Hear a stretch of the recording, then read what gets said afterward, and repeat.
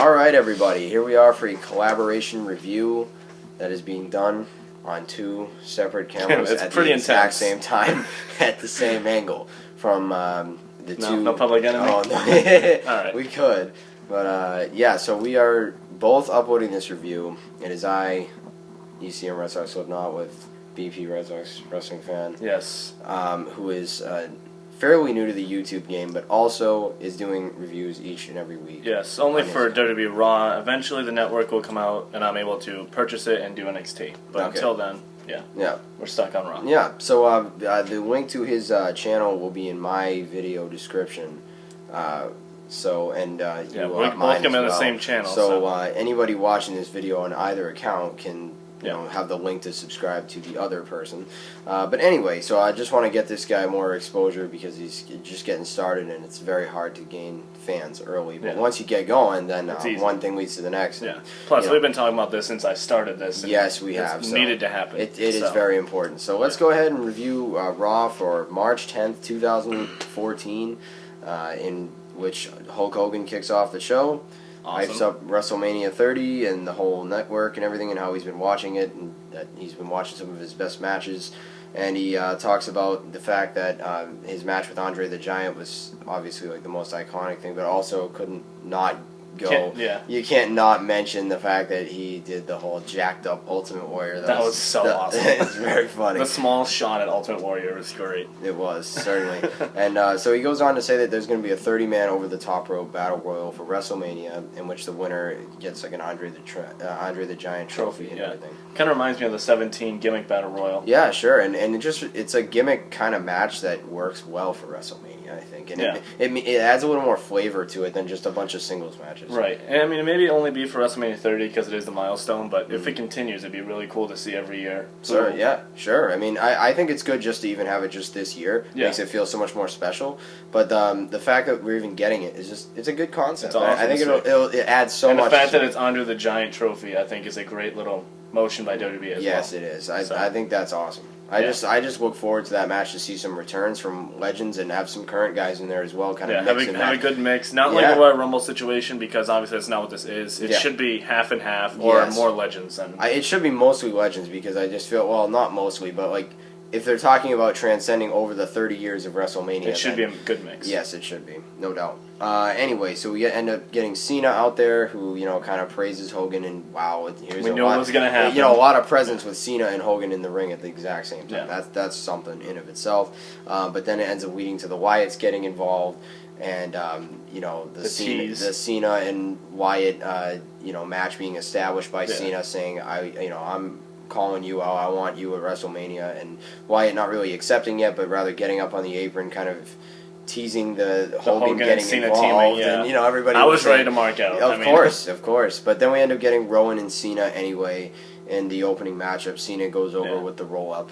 Good kickoff and a different finish than what we're used to with Cena. Yeah, so, I mean, at least it was finally a time where he didn't win with the AA or the STF. Yeah, something different. And would you have rather seen him face Harper or Rowan? I think it doesn't really matter. I mean, Harper is the better worker. I agree. But I mean, it's not a bad thing to have Rowan in there, and especially with Cena, he can work with him better. Than somebody else. I mean, I would love to see Harper versus Cena. Maybe we'll get that on SmackDown or even next week. Next Raw. Yeah, I hope so too because that was the original planned match was actually. Yeah, that's what I thought too. But we'll take Rowan. I mean, it's a solid match. I think it was a good way to get that feud established off the bat, and also get a new match established for Mania as well with the 30-man and you got two great segments in literally 10 minutes. I think that was a really hot way to kick off Raw. I mean, different. You don't have the authority every single week.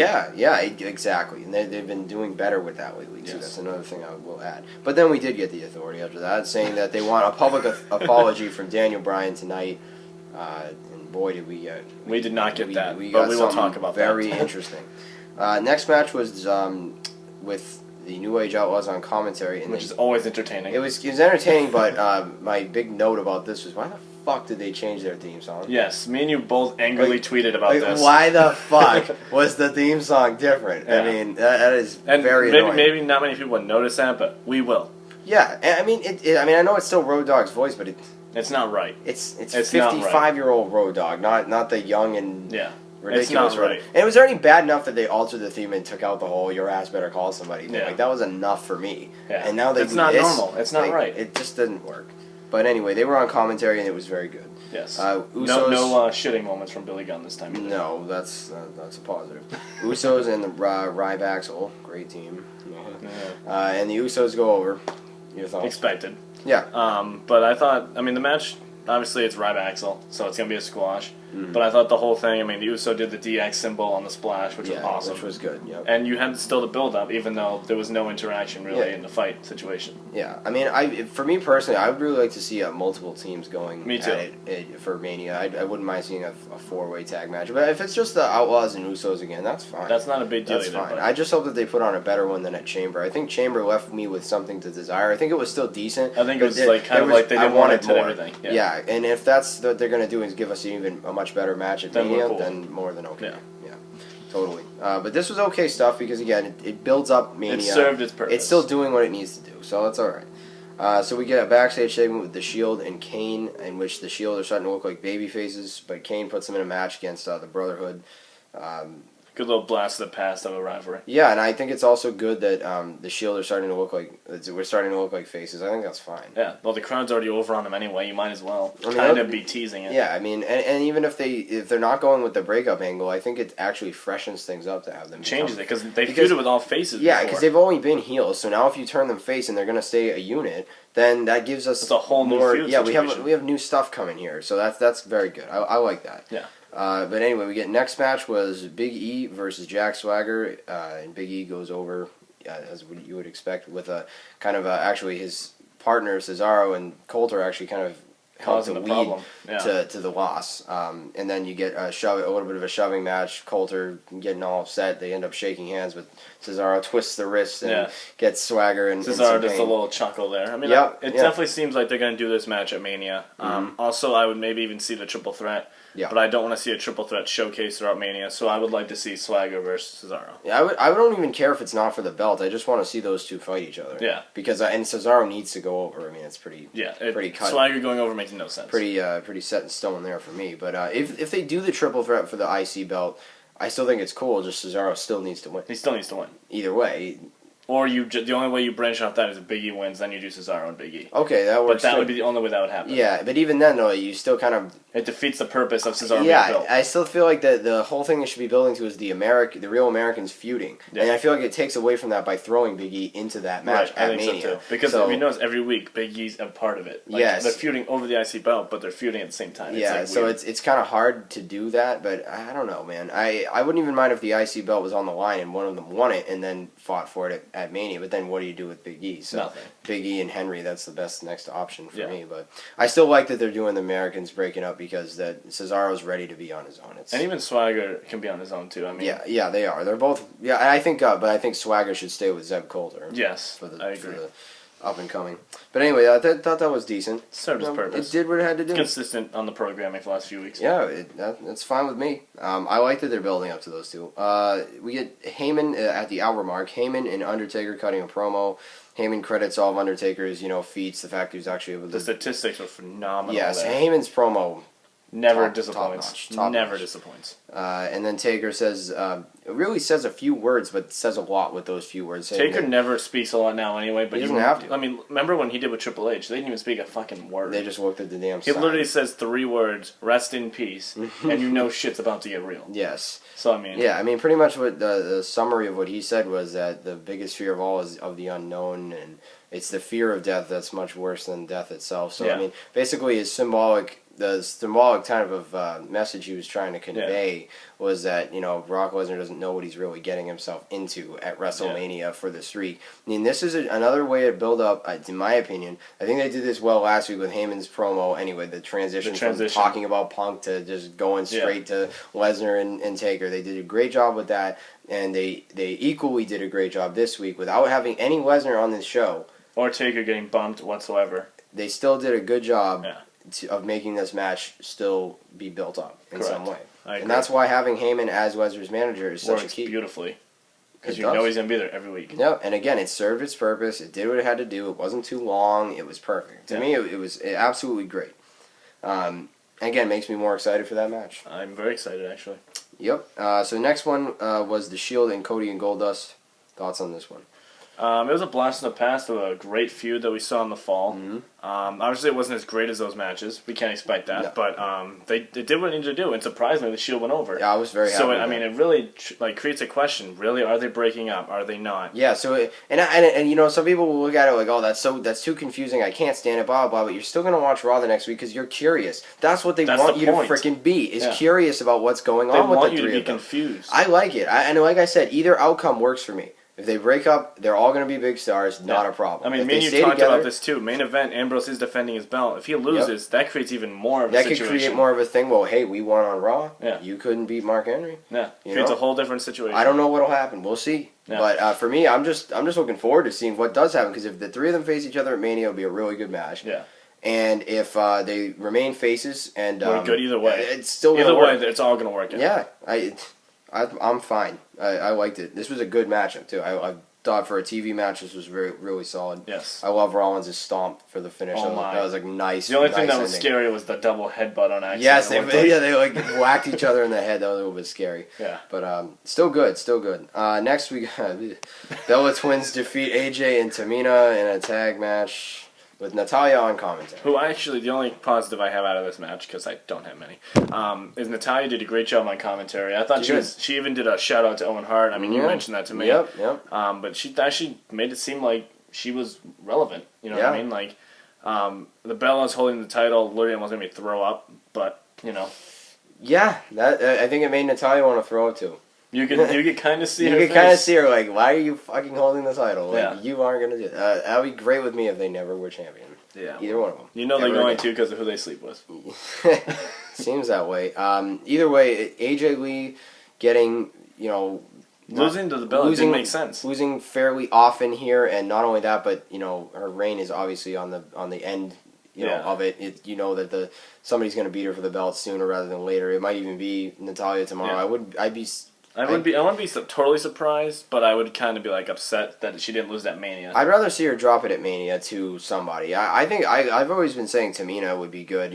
They keep losing matches together, separate, whatever. Both of them keep losing. And we have a few weeks here. We could still see it. We could see Tamina possibly turning her at main event. Yeah.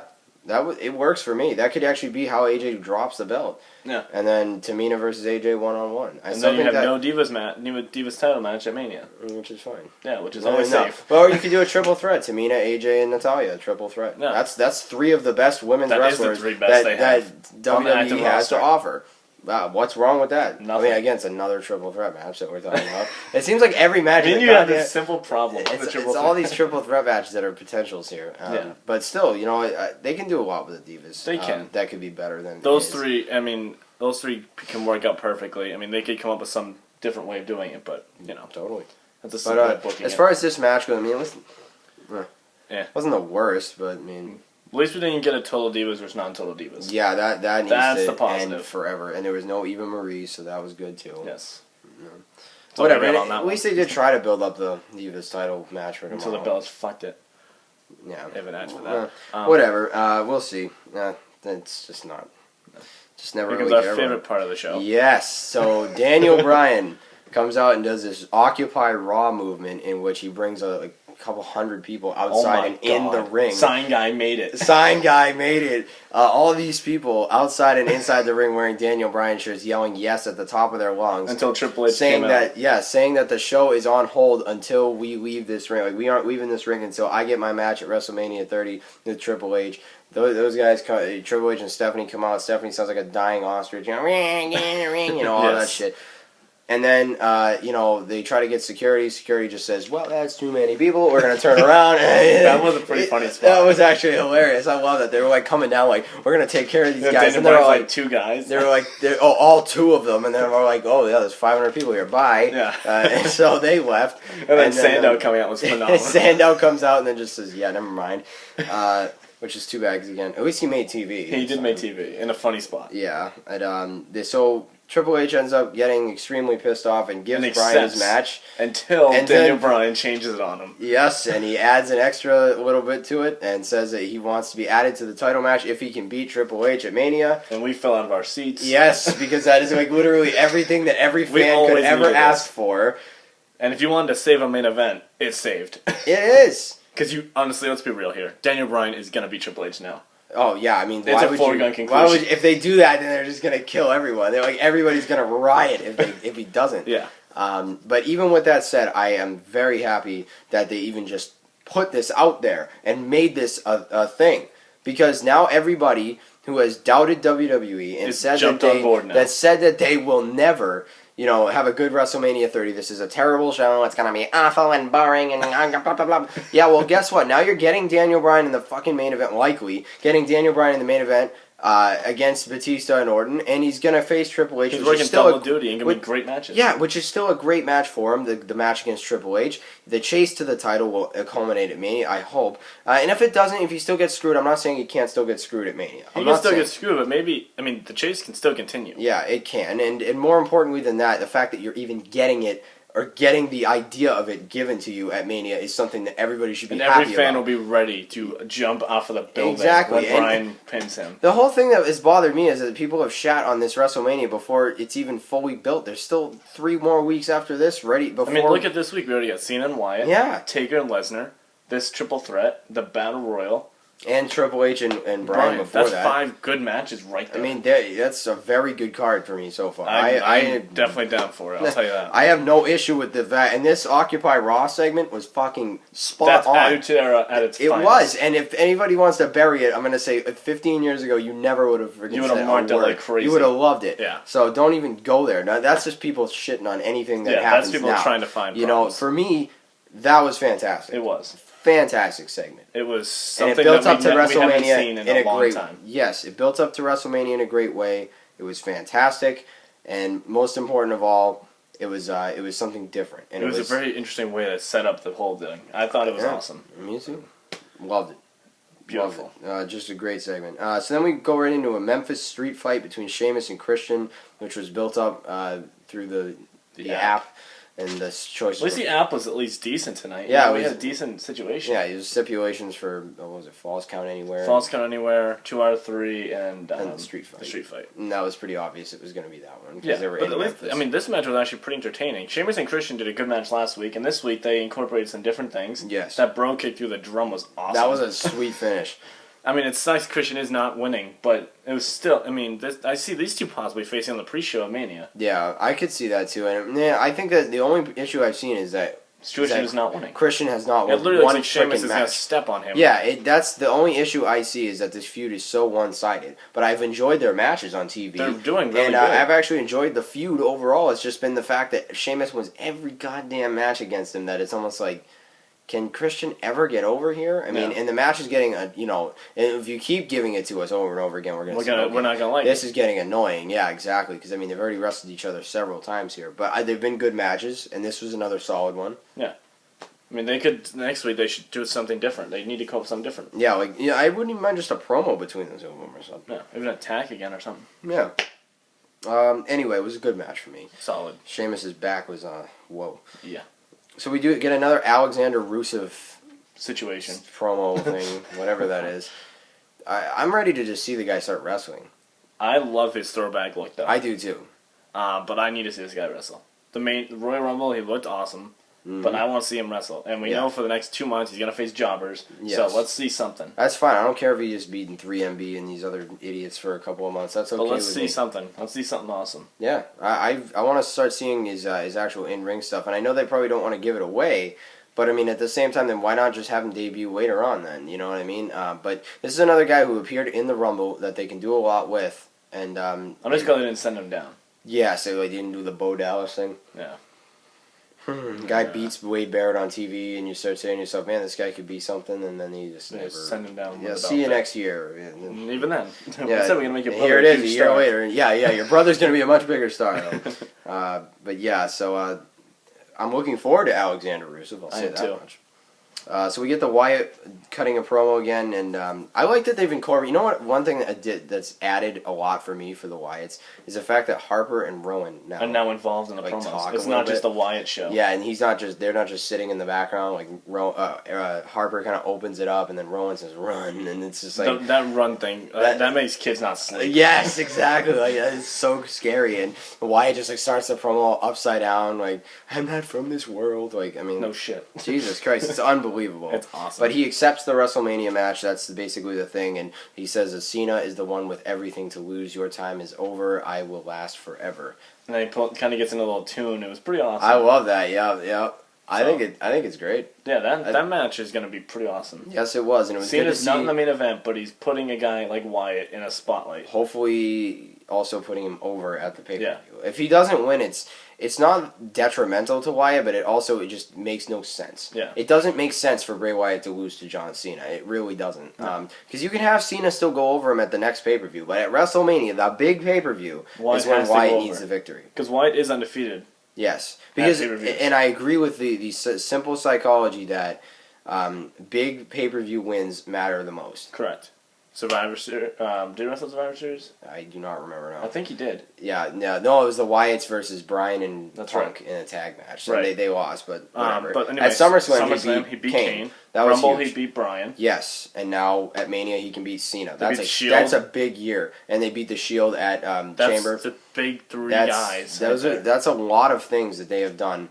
Now and even Wyatt on his own now that we're getting. Yes. It feels like when he wrestles, it's a big deal. Yes, and his match with Bryan at Rumble was fantastic. I believe his match with Cena at Mania could also be fantastic. Yes. I look forward to it. Me too. And if he wins, that's the right ending for me. Go. And again, like I said, you give us a little more build up to it. Now we know the match is official. I mean, we knew it was official anyway, but now you get another nice segment with the Wyatts. 3 weeks of it now. And yeah, so I look forward to seeing what we get with that. But anyway, you see Orton and Batista are backstage real pissed off for the main event about the fact that Bryan could be added Which makes perfect and everything. sense. And the Authority actually left the building because of their anger. They kind of took their ball and went home. I thought that was the right segment to do, though. Yes, it was. It made sense, and you got the Maddox saying, "Calm down, guys." The usual. The good crap from him. What happened to him? We never see him anymore. Because the Authority took over. Yeah, pretty much. I mean, they're like, yeah, you're the Raw GM. Guess what? We're gonna do this. Guess what? Nobody gives a fuck. So the main event was Daniel Bryan and Big Show versus Randy Orton and Batista. Basically, last week's main event. I mean, SmackDown's main event minus Kane and add Orton, which adds a little more prestige to it. It does. Oh yeah, because it's your world champion. Yeah, so. I thought the match was good though. I mean, it was fine. And Big Show's kind of being Daniel Bryan's not sidekick, but he's kind of being like his help type guy. I like that because it gives Big Show something to freaking do. And it also makes sense. Big Show was almost the other guy that they destroyed pretty much. Yes, and I still think that Big Show should have faced Triple H at some point, and like you and I were talking about earlier, maybe even would have been okay for WrestleMania itself. Big Show versus Triple H. That would have made sense. Yes. For me, at least, because, they buried the fuck out of Big Show for a long time on TV. And I thought that storyline was really good when they were burying Big Show and kind of making him the out to be that. And then I was thinking maybe even at TLC they would face off. But it never happened. Crazy ass TLC match or something. That would have been awesome. It was weird, though, because it just kind of dropped. It did. It just dropped, and he just fell off TV for like 2 months, and here he is again. I'm fine with him being back because he should be involved in this, and the fact that he's helping out Bryan is a good thing. Makes sense. And this was an alright main event, and Bryan pins Orton, which is fine. I don't think anybody's going to object to that one. Nope. Maybe Orton. Yeah, maybe him, but yeah. And again, it's the teaser that Bryan could actually beat him, come away with the belt at WrestleMania. And I mean, some people last week were saying, "Oh my God, all Bryan ever does is get buried." And then then this week, now you see this, you're like, wow. This week they'll say, "Oh my God, all Orton does is get buried." It's like no wrestling fan some wrestling fans just never can. You can't have it both ways. You can't. I think it's good that Daniel Bryan goes over here in this case because, again, it makes him look strong. What a strong Raw. I mean, even when Randy Orton was losing, I mean, I know the Chamber thing, everybody complained that he was losing, but he won when it counted. Yes, he did. And that's what you're thinking now. He's going to win when it counts. At least, and again, you have to say, like, with Orton's title run, too, maybe he hasn't won Queen at Chamber or at even Rumble, technically.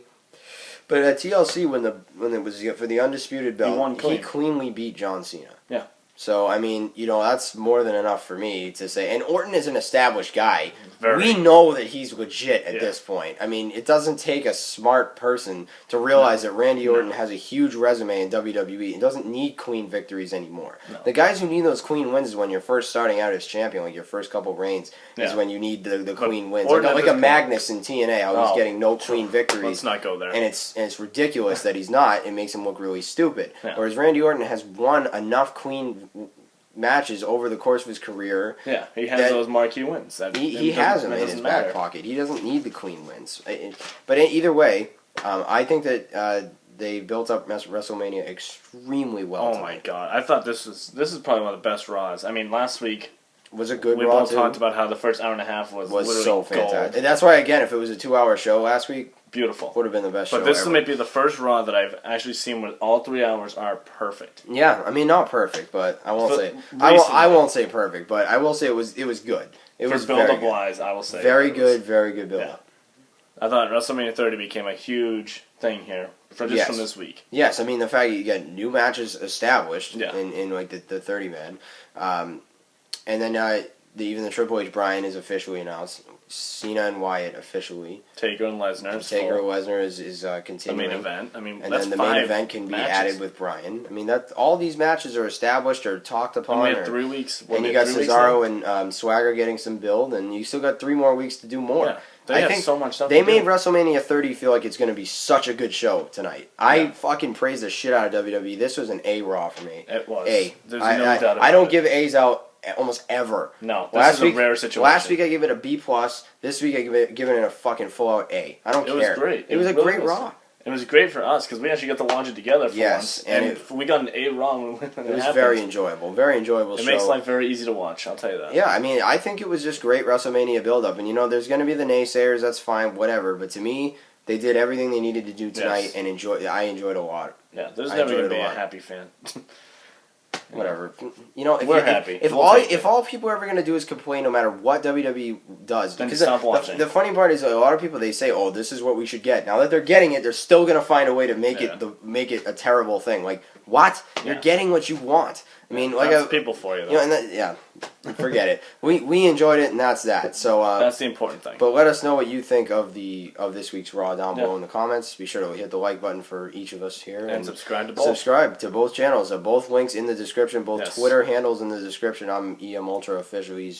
I think it's Brandon Pigwin 19. That could be it. Yeah, that's probably it. But both Twitter accounts are in the comment section, the description. Yes. Down below as well. So follow us on there.